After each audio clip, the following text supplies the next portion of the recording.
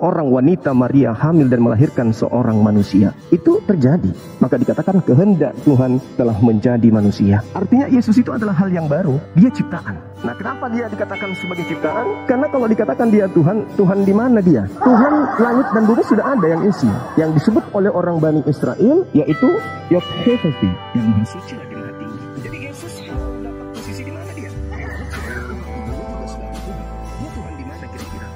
Ya, silakan. Satu sosok Tuhan yang disembah oleh langit dan bumi, yang sebenarnya dia bukan Tuhan, tapi dia dipanggil Tuhan. Memangkah ada satu sosok yang disembah oleh langit dan bumi dan dia bukan Tuhan? Tidak ada. Yesus Pak buktinya. Ya, Yesus Pak buktinya. Begini Pak, Yesus apa yang buktinya.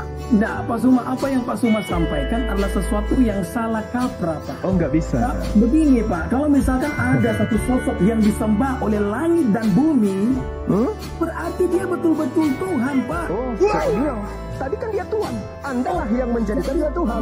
Jadi langit di surga itu akan salah menyembah? Saya tanya kepada saudara. Bahwa di langit dan di bumi itu menyembah miliknya. Yesus. Paulus, kenapa? Oh, Paulus. Jadi apa yang Anda mau tanya? Ilah yang tidak serupa dengan apapun. Sementara Yesus adalah ilah sembahan yang serupa dengan Bang Suma. Lalu gimana ceritanya? Jangan ada ilah lain. Sementara Yesus itu adalah ilah baru yang disembah awal mula oleh orang-orang di Antioquia. Orang Yahudi, murid Yesus, itu tidak ada menyembah manusia, Pak Pendeta. Hanya orang. Ya ampun Bu, jangan begitu dong Bu, saya dengar Bu. Kenapa? Ibu tahu Ibu, dia pakai kerudung disuruh percaya dengan Yesus.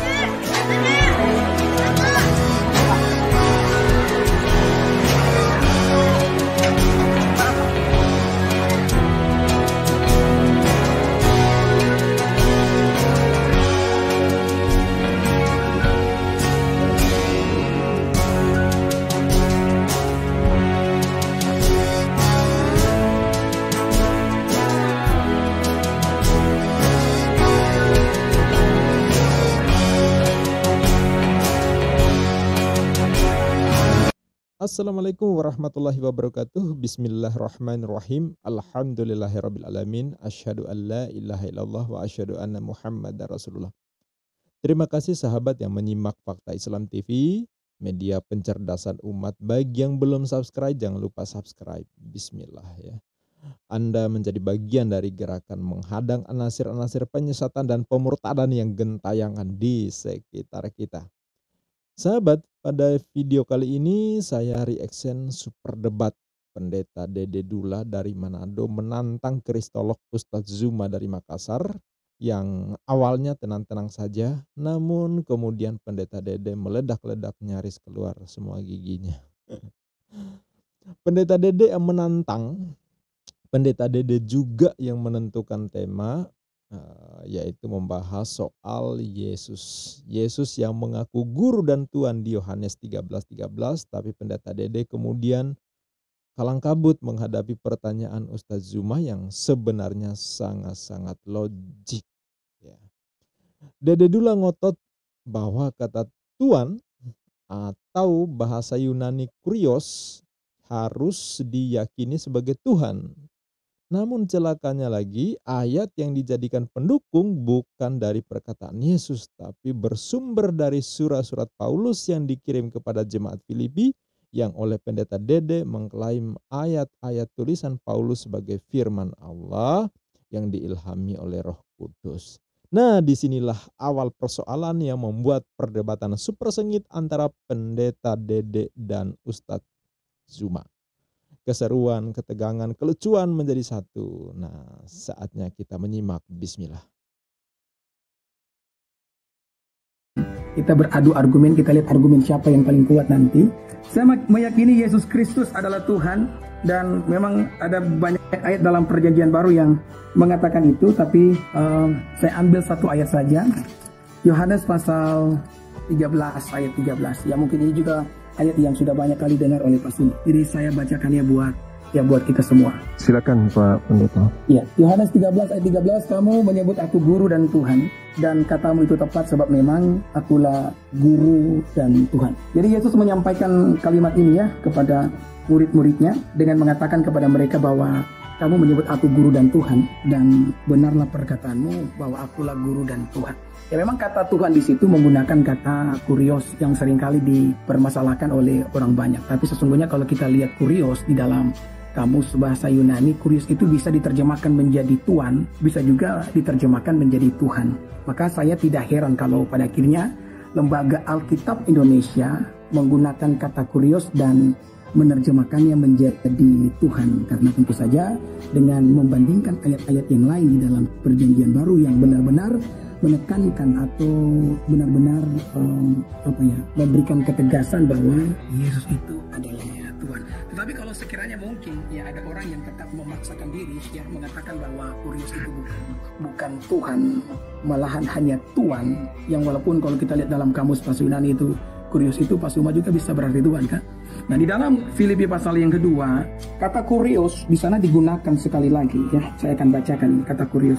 Ini sanggahan kalaupun ya demi menghemat waktu, kalaupun mungkin akan dibantah kata kurios itu berarti Tuhan. Maka kalau kita lihat Filipi pasal yang kedua di ayat yang ke-10 atau ayat 9, ayat 10 11 saya bacakan. Supaya dalam nama Yesus bertekuk lutut segala yang ada di langit dan yang ada di atas bumi dan yang di bawah bumi, dan segala lidah mengaku Yesus Kristus adalah Tuhan bagi kemuliaan Allah Bapa. Jadi kata Tuhan di situ juga menggunakan kata kurios. Nah, dengan pengertian kalau orang-orang menekankan kurios juga berarti hanya Tuhan, maka hanya Tuhan bukan Tuhan, maka Tuhan macam apa? Yang dimana di ayat yang ke-10 berkata bahwa yang ada di langit akan bertekuk lutut, dan yang ada di atas bumi dan yang ada di bawah bumi, dan segala lidah, kalau bilang segala lidah berarti semua lidah mengaku Yesus Kristus adalah kurios. Jadi pertanyaannya, kurios macam apa yang dimana semua lidah akan mengaku, semua lutut akan bertelutnya, siapapun bisa menjadi Tuhan, tapi dia tidak bisa menjadi Tuhan di atas langit, di atas bumi dan di bawah bumi, dan dia tidak bisa diakui oleh segala lidah. Jadi saya berharap ini tanggapan yang saya ingin apa yang dapat sampaikan, dan saya berharap Pak Suma dapat memberikan tanggapan. Saya ingin mendengarkannya. Silakan Pak Suma. Baik, sebelum kita lanjut menyimak tanggapan Ustadz Zuma, saya perlu reaction soal ini. Jadi beginilah kalau Oten menjelaskan agamanya. Ayatnya tertulis apa, tapi di maknanya apa? Jelas-jelas tertulis Tuhan. Original teksnya dalam bahasa Yunani yang menjadi rujukan ditulis kurios, yang artinya Tuhan. Lah kok dimanai Tuhan? Padahal kata Tuhan dalam bahasa Yunani disebut theos. Jadi beda antara kurios dan theos gitu ya. Nah, Pendeta Dede mengakui bahwa benar tertulis kurios yang berarti Tuan, junjungan, atau bahasa Inggrisnya Lord, atau bahasa Indonesianya itu Tuan. Kalau bahasa Jawanya biasa disebut Gusti, Kanjeng ya. Tapi dia juga memaksakan bahwa untuk Yesus harus dimaknai sebagai Tuhan. Karena menurut dia didukung oleh ayat di Filipi pasal 2 ayat ke-19 sampai ke-11 yang kemudian diklaim sebagai firman Allah.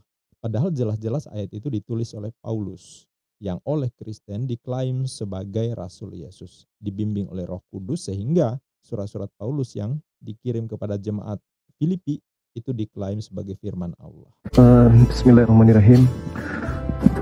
Jadi apa yang Pak Pendeta sampaikan barusan itu kan tataran iman ya, bertolak belakang dengan logika gitu untuk beriman. Kalau akal yang digunakan, maka apa yang saudara saya sampaikan ini, Pak Pendeta sampaikan itu tidak akan pernah bisa masuk dalam logika kita sebagai manusia. Yang pertama, tidak ada ilmu di atas muka bumi ini, ilmu apapun itu, kecuali ilmu lupa ingatan, yang bisa kita gunakan untuk membuktikan Yesus itu bukan manusia. Itu satu. Terkecuali kalau malam ini Pak Pendeta bisa membuktikan ke saya, Yesus bukan manusia, baru dia itu bisa menjadi Tuhan.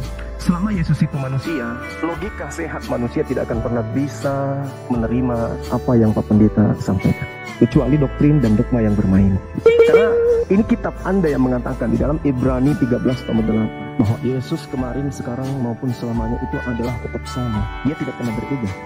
Begitu juga Tuhan yang datang kepada Bani Israel di dalam Yesaya 43 nomor 10. Dia malah mengangkat saksi.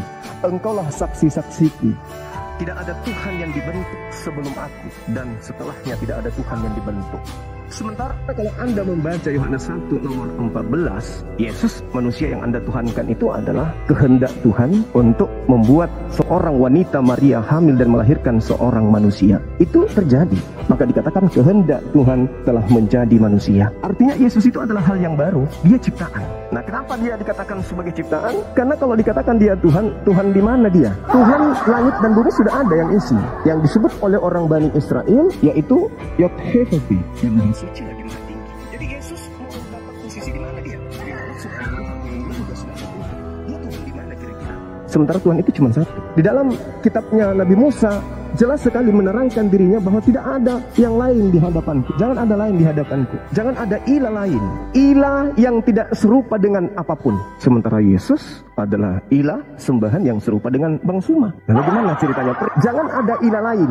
Sementara Yesus itu adalah ilah baru yang disembah awal mula oleh orang-orang di Antioquia. Orang Yahudi, murid Yesus, itu tidak ada menyembah manusia, Pak Pendeta. Hanya orang-orang Roma, Yunani, sampai ke Asia, ke Indonesia yang menyembah kemudian ilah dalam bentuk manusia. Serupa dengan manusia. Kalau Pak Pendeta malam ini bisa membuktikan bahwa anak Maria itu bukan manusia, ya berarti Pendeta hebat. Silakan. Mengangkat Yohanes 13 ayat 13. Ayat tersebut mengatakan Yesus berkata kepada murid-muridnya bahwa perkataanmu engkau berkata bahwa aku adalah guru dan Tuhan, dan benarlah perkataanmu sebab aku adalah guru dan Tuhan. Itu bukti bahwa Yesus itu adalah Tuhan. Karena Yesus sendiri mengatakan, saya mengatakan aku adalah guru dan Tuhan, dan benarlah perkataanmu. So akulah guru dan Tuhan. Ya, jadi saya berharap Pak Suma bisa memberikan sanggahan mengenai Yohanes pasal 13 ayat 13 adalah guru dan Tuhan. Silakan Pak Suma.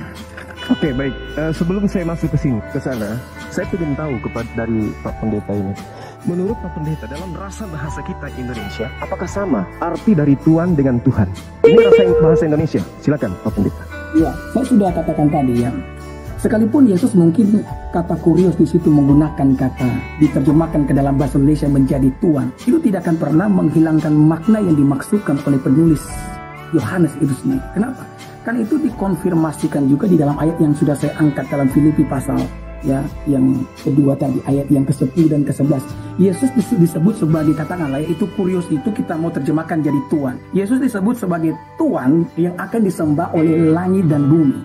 Nah, tentu saja ini bukan Tuhan biasa yang hanya katakanlah yang hanya punya toko begitu, kemudian punya 5 karyawan, ya. Ini kalau Tuhan yang disembah oleh langit dan bumi, Alkitab katakan jelas loh, segala lutut akan bertelut yang di sorga, di atas bumi, di bawah bumi, dan segala lidah mengaku bahwa dia adalah kurios. Oke, kita gunakan kata Tuhan. Dia adalah Tuhan. Nah, Tuhan macam apa yang disembah oleh langit dan bumi? Tuhan macam apa yang kepadanya semua lidah akan mengaku? Ini bukan Tuhan sembarang Tuhan. Makanya dalam kitab Wahyu dikatakan dia Tuhan di atas segala Tuhan, dia Raja, dia di atas segala Raja. Ya, silakan Pak Suma. Oke, baik. Bapak belum menjawab saya, Pak. Apakah sama rasanya antara kata Tuhan dan Tuhan dalam perspektif kita bahasa Indonesia ini? Itu dulu. Kita jangan kemana-mana dulu. Mau dia disembah langit dan bumi menyembahnya, itu perkara belakangan. Saya ingin tahu dari Pak Pendeta yang jujur, apakah sama Tuhan dengan Tuhan? Ya, saya jawab sekarang ya. Ya, kalau kita lihat dari katanya, memang kata Tuhan dan Tuhan itu berbeda. Tetapi kata Tuhan itu ketika disematkan kepada Yesus, itu tidak bisa berarti dia Tuhan biasa. Kita mengerti banget. Ya, jadi Dede Dula ini berusaha keras mengomparasikan antara Yohanes 13:13 pengakuan Yesus dirinya guru dan Tuhan, yang oleh LAI kata Tuhan diubah menjadi Tuhan. Nah, ini yang kemudian jadi persoalannya. Dengan ayat Filipi pasal kedua ayat ke-10 dan 11. Yang awalnya ini sebenarnya surat-surat Paulus yang dikirim kepada jemaat Filipi. Belakangan dikanon oleh Bapak Gereja, maka masuklah tuh korespondensi didaulat menjadi firman Allah. Ya. Lah ini kan doktrinnya. Sejak kapan Paulus jadi Rasul Yesus ya? Sejak kapan surat-surat Paulus naik pangkat jadi firman Allah? Bahkan oleh Dede dikatakan sama saja antara perkataan Paulus dan perkataan Yesus. Ini kan luar biasa. Nah, kalau Dede mau lebih jelas, kenapa nggak menggunakan ayat Roma 10 ayat 9? Yang nyata-nyata Paulus menyebutkan jika kamu mengaku dengan mulutmu bahwa Yesus adalah Tuhan. Jelas itu lebih terang ya ketimbang ayat Filipi. Ya. Oke, sebelum kita lanjut, mari kita simak pernyataan wartawan Injil ya, Frans Donald, soal kawan-kawannya Oten yang ngotot macam si pendeta Dede ini. Anda itu makanya punya Alkitab itu dibaca ya. Ini ada Alkitab, Bible itu dibuka, dibaca. Jangan dijadikan bantal, jangan dijadikan pajangan, tapi dibaca. Buka kitab Yeremia pasal 5 ayat 21 dan baca di situ. Baca baik-baik ya. Dengarkanlah ini, hai bangsa yang tolol dan yang tidak mempunyai pikiran, yang mempunyai mata tetapi tidak melihat, yang mempunyai telinga tetapi tidak mendengar. Ya, itu bahasanya kitab Yeremia. Punya mata nggak lihat, kalau pakai bahasa Jawa itu matamu picek. Punya telinga tapi tidak mendengar, kalau pakai bahasa Jawa itu Jawa Timuran ya. Kupingmu kopok, diberitahu nggak mau mendengar. Baca Alkitab ayat yang begitu jelas mengatakan Yesus menyebut satu-satunya Allah yang benar adalah Bapa. Anda masih ngotot Allah yang benar adalah Bapa, Yesus, Roh Kudus. Nah, ini orang-orang tolol, ini orang-orang bermata picek, bertelinga kopok. Memang kata Tuhan dan Tuhan itu beda. Tetapi ketika kata Tuhan itu dimasukkan ke dalam sebuah kalimat yang mengatakan bahwa dia Tuhan yang disembah oleh langit dan bumi, maka ini tidak bisa tidak hanya berarti Tuhan biasa, Pak. Jadi kalau Pak Suma tanya kepada saya apa arti Tuhan dan Tuhan itu, ya semua orang tahu Tuhan dan Tuhan itu beda. Tetapi kalau misalkan kata Tuhan, ya dia Tuhan di sorga, dia Tuhan atas langit dan bumi, maka orang yang katakanlah ya yang tidak terlalu cerdas bahkan akan mengerti, memahami, Pak, bahwa ini bukan Tuhan yang biasa yang kita punya, Tuhan di rumah atau Tuhan di mana ya, Tuhan di toko atau Tuhan di kantor. Tidak, ini pasti Tuhan yang benar-benar Tuhan. Makanya Yesus disebut sebagai Tuhan di atas segala Tuhan. Oke. Ya, silakan Pak Suma. Oke, Anda belum bisa keluar dari situ, Pak Pendeta. Tuhan dengan Tuhan itu berbeda. Sekarang begini, kalau ada Tuhan, misalnya angka manusia ini 10 miliar, Pak Pendeta. Lalu kemudian ada Tuhan dianggap Tuhan. Apakah Tuhan itu bisa berubah menjadi Tuhan, Pak? Oleh karena banyak, ada 10 juta nih, atau 10 miliar orang menganggapnya Tuhan. Apakah Tuhan itu bisa berubah menjadi Tuhan? Coba pakaiin sedikit. Oke. Ya. Kamu kalau ada orang 10 miliar. 10 miliar orang menganggap Tuhan itu Tuhan. Apakah Tuhan tadi berubah menjadi Tuhan? Menganggap dia Tuhan, apakah berubah menjadi Tuhan? Yes. Yang ditulis di dalam kitab Filipi bukan 10 miliar, Pak. Ya. Semua manusia. Dengar dulu. Yang ditulis dalam Alkitab adalah yang di langit, di atas bumi, di bawah bumi. Jadi itu bukan jumlah. Kalau dibandingkan 10 miliar, katakanlah manusia di dalam dunia, walaupun kita tahu tidak akan pernah ada Tuhan yang punya pengikut 10 miliar atau punya bawahan sebanyak itu. Tidak ada Tuhan yang punya bawahan sebanyak 10 miliar. Tetapi yang dicatat dalam kitab Filipi ini, Pak, dikatakan Yesus itu Tuhan atas langit dan bumi. Dia Tuhan di langit, bukan hanya sekedar Tuhan yang membawahi 10 miliar umat manusia. Walaupun kita tahu bersama sampai tahun 2023 tidak ada Tuhan, tidak ada seorang bos, seorang pemimpin yang punya pengikut atau punya karyawan yang berjumlah 10 miliar. Bayangkan kalau punya. Bayangkan Pak Sumaya, kalau misalkan ada seorang Tuhan yang punya karyawan. Adakah perusahaan yang punya karyawan seluruh dunia, seluruh manusia yang ada dalam dunia ini? Ya, walaupun mungkin ada, Yesus bukan hanya sekedar punya pengikut. Sebenarnya pertanyaan Ustadz Zuma ini sangat jelas. Apakah bisa Tuhan akan menjadi Tuhan hanya karena disembah oleh seluruh manusia, oleh langit, oleh bumi? Jawabannya kan simpel sebenarnya. Bisa atau tidak. Tapi sepertinya pendeta Dede ini menghindar dan berusaha mutar-mutar mengalihkan. Contohnya gini, Pak Rocky Gerung yang sering disebut profesor di mana-mana ya, dipanggil profesor. Padahal secara legal akademis beliau itu bukan seorang profesor. Karena untuk menyandang gelar profesor tentu perlu syarat-syarat tertentu. Dan Rocky Gerung tidak pernah mau melakukan itu. Nah, kira-kira pertanyaannya, bisakah Rocky Gerung menjadi profesor hanya karena seluruh dunia, bahkan kalau perlu libatkan flora fauna juga ikutkan ya, menyebut dia profesor? Jelas nggak bisa. Karena ini bukan persoalan percaya atau tidak, tapi bisa atau tidak. Ya, karena soal kepercayaan itu ya soal doktrin kan gitu ya. Sebab pernyataan Yesus yang disembah langit dan bumi itu kan bukan pernyataan Yesus, tapi dikutip dari surat Paulus yang Yesus sendiri saya yakin pasti nggak tahu menahu soal ayat itu. Karena surat itu ditulis jauh setelah Yesus diangkat ke langit. Ya. Soal Paulus diklaim sebagai Rasul Yesus, ya itu kan doktrin. Di mana kesaksian Yesus sendiri bahwa Paulus adalah Rasulku? Ada nggak? Alkitab mengatakan dia disembah oleh langit. Makanya kata Tuhan itu Pak Suma tidak akan pernah berubah ketika disematkan kepada Yesus. Dia bukan Tuhan biasa, dia Tuhan yang disembah. Oke, baik. Jadi Anda mencoba mendoktrin saya tapi itu nggak berhasil Pak Pendeta. Saya katakan gini, Tuhan dan Tuhan itu berbeda. Dalam bahasa Aramaik dikatakan Mar itu Tuhan. Kalau Tuhan disebut Allah, Kurios dalam bahasa Yunani. Kalau Tuhan itu disebut Theos. Itu satu hal yang perlu Bapak ketahui. Jadi kalau ada Tuhan yang bukan Tuhan, seluruh makhluk di atas muka bumi ini memanggilnya Tuhan. Pertanyaan saya, apakah Tuhan tadi ini yang adalah Tuhan ini bisa berubah menjadi Tuhan? Iya. Bisa? Iya, saya ngomong. Kalau yang bukan Tuhan dipanggil oleh langit dan bumi, Tuhan dan menjadi Tuhan, ya kita mau jujur saja Pak, tidak ada yang di langit dan yang di bumi akan memanggil sosok yang bukan Tuhan itu menjadi Tuhan. Buktinya ada Pak? Kita akui. Tidak akan pernah ada. Enggak, Kristen. Ya, saya jelaskan dulu Pak Suma. Ya, Pak Suma kan tadi ngomong, kalau misalkan Ya, ada silakan. satu sosok Tuhan yang disembah oleh langit dan bumi, yang sebenarnya dia bukan Tuhan, tapi dia dipanggil Tuhan. Memangkah ada satu sosok yang disembah oleh langit dan bumi dan dia bukan Tuhan? Tidak ada, Pak. Yesus Pak buktinya. Ya, Yesus Pak buktinya. begini Pak, Yesus apa yang buktinya. Bapak, enggak, Pak Suma, apa yang Pak Suma sampaikan adalah sesuatu yang salah kaprah Pak. Oh nggak bisa. Nah, begini Pak, kalau misalkan ada satu sosok yang disembah oleh langit dan bumi, berarti dia betul-betul Tuhan Pak. Oh, saya bilang tadi kan dia Tuhan. Anda lah yang menjadikan dia Tuhan. Jadi langit di surga itu akan salah menyembah? Saya tanya kepada saudara.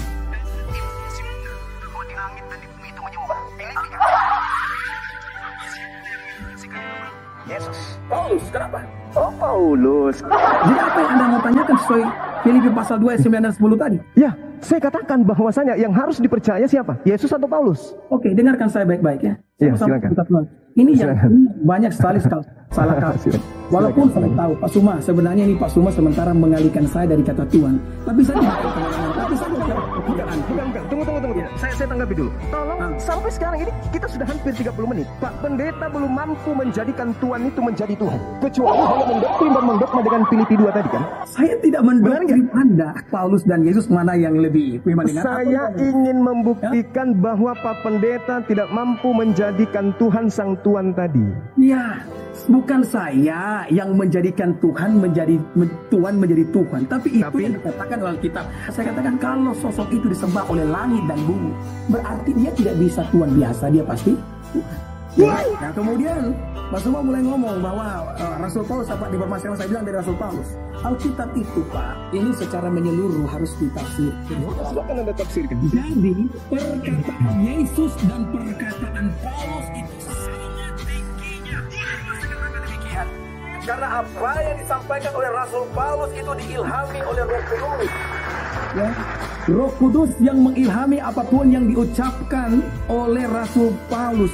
Karena Roh Kudus adalah pribadi yang ketiga dalam Tritunggal itu, maka ucapan dan tulisan Rasul Paulus itu sama tinggi dengan ucapan yang disampaikan oleh Yesus. Selain ucapan itu telah dikanoniasikan dan dimasukkan dalam perjanjian baru, maka tidak akan ada ucapan yang lebih tinggi antara Yesus dan Paulus. Ucapan mereka sama-sama tinggi. Jadi bisakah kita kembali kepada kata Tuhan? Dan dari dalam Akhirnya keluar juga jurus full doktrin, ya tanpa berdasar ayat dan logik ya. Karena disembah oleh langit dan bumi maka pasti itu Tuhan. Ini doktrin Paulus ya, bukan ajaran Yesus. Ya. Jadi pendeta Dede ini bisa aja membangun argumen seperti ini ya. Karena memang doktrin yang ditanamkan ke mereka kan begitu ya. Yesus harus dipercaya sebagai Tuhan. Ya, pokoknya gitu ya. Silakan baca Roma 10 ayat 9. Makanya walaupun Yesus tidak pernah mengajarkan bahwa dirinya adalah Tuhan, Yesus tidak pernah disembah sebagai Tuhan di zamannya. Bahkan keluarga besarnya Yesus, ibunya Yesus itu nggak pernah menuhankan Yesus. Tapi bagi Kristen nggak peduli. Saya nggak tahu Kristen ini mereka jauh lebih paham soal Yesus melebihi keluarganya ya, malah melebihi ibunya. Ya. Yang penting ada surat-surat Paulus yang mereka jadikan rujukan ya, seperti Filipi, Roma, Korintus, Efesus, Galatia dan lain-lain. Padahal kita tahu Paulus menulis surat-surat itu di atas tahun 60-an. Sedangkan Yesus naik ke langit sekitar tahun 30-an, jadi terpaut puluhan tahun. Lantas siapa yang mengaku Paulus utusan Yesus? Ya Paulus sendiri. Sementara Yesus udah nggak di situ lagi, ya beda dengan 12 murid yang memang dipilih langsung oleh Yesus. Mereka yang bersama-sama dengan Yesus di berbagai momen dalam pewartaan Injil kepada Bani Israel. Nah, saat itu Paulus masih bernama Saulus, penjahat kakap yang meneror, ya membantai pengikut Yesus. Itu sesuai dengan ceritanya sendiri ya, ada di Bible. Nah, setelah Yesus tiada, baru muncul yang namanya Saulus ini. Ganti nama menjadi Paulus. Dialah yang diklaim Kristen sebagai Rasul Yesus. Diklaim sebagai utusan Yesus. Diklaim bahwa tulisan Paulus diilhami oleh Roh Kudus. Bahkan lebih jauh lagi, tulisan Paulus adalah firman Allah. Ya, malah pendeta Dede menyebut perkataan Paulus ya sama aja dengan perkataan Yesus. Enggak ada yang lebih tinggi ya. Sama atau setara berarti ya. Sama-sama firman Allah. Nah, padahal itu kan doktrin ya. Yesus yang jelas-jelas diutus oleh Tuhan sesuai pengakuan Yesus sendiri. Jadi Yesus mengatakan seperti itu jelas terang ya. Kelahirannya juga ajaib sebagai mukjizat ya, sebagai kuasa Allah Sang Pencipta. Ya, kemudian dibuktikan juga dengan mukjizat-mukjizat yang menyertainya untuk meyakinkan bahwa dia benar-benar diutus oleh Tuhan. Beliau sendiri berkata-kata bukan dari dirinya sendiri, tetapi atas perintah Tuhan. Silakan baca di Yohanes 12:49. Lantas bagaimana dengan Paulus? Saya ulangi, bagaimana dengan Paulus? Silakan sampaikan tanggapan di kolom komentar. Apa yang saya sampaikan di sini adalah reaction dari sebuah perdebatan ya antara ustadz dan pendeta. Pertanyaan dan tanggapan ini hal yang biasa ya. Jadi ini ranah akademis. Anda pun bebas menanggapi apa yang saya sampaikan dan mohon maaf bila mana ada kesalahan, ada kehilafan, silakan koreksi. Silakan bantah jika Anda punya pemahaman yang berbeda dan tentu dengan sangat sukacita saya menerimanya ya. Sampai jumpa di video kedua sambungan dari reaction super debat Ustadz dan pendeta ini. Billahi taufik wal hidayah. Wassalamualaikum warahmatullahi wabarakatuh.